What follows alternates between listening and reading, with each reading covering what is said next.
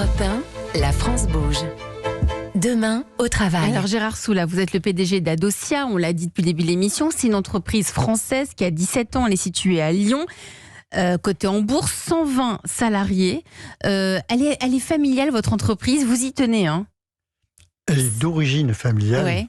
puisque nous avons 120 employés. Je voudrais dire que on est une société de recherche, donc on a des gens extrêmement éduqués. Nous avons plus de 50 docteurs en chimie, en physique, en biologie, en médecine, beaucoup de techniciens supérieurs. Donc beaucoup de métiers et 120 salariés, mais vous les bichonnez tout particulièrement, hein. Vous faites très attention, je crois que vous les intéressez tous au capital de l'entreprise, c'est ça? Tous les employés sont intéressés au capital. On veille évidemment à avoir une approche très, très éthique. Le rapport homme-femme est de 50-50, et même, je crois, un peu en faveur des femmes. C'est effectivement très important le comportement sociétal de la société, et je crois qu'on n'a pas attendu les tendances actuelles qui se développent. Vous, ça fait longtemps que vous avez mis ça en place. C'est effectivement un peu dans l'ADN de la société. Astrid Bonas, vous êtes la cofondatrice de Diet Sensor. Vous êtes combien dans l'entreprise chez Diet? Alors, on est beaucoup plus petits, nous sommes 12. Mais 12 qui marche très très bien. Vous faites quoi pour vos salariés, pour améliorer la qualité de vie au travail? Parce qu'on est complètement dans cette mouvance, on le voit chaque jour dans la France bouge, avec des idées pour que le salarié se sente bien.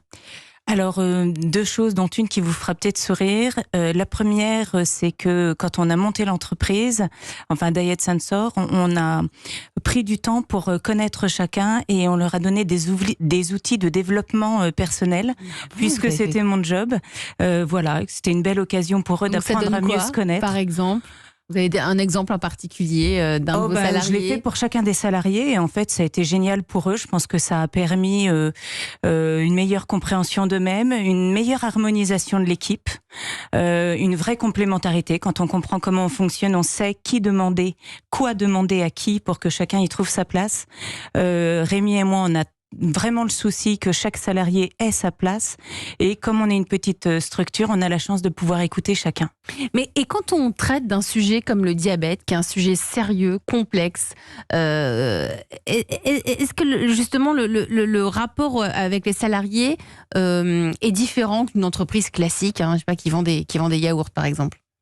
Gérard Soula. Évidemment, c'est une chance, j'ai envie de dire, de travailler sur un projet qui a du sens. On parle beaucoup de sens aujourd'hui, alors là, si on ne le trouve pas là, où va-t-on le trouver? Donc, je dirais presque que c'est un cas facile. Je dirais, on n'a pas à se démener pour... C'est ce qui vous relie tous.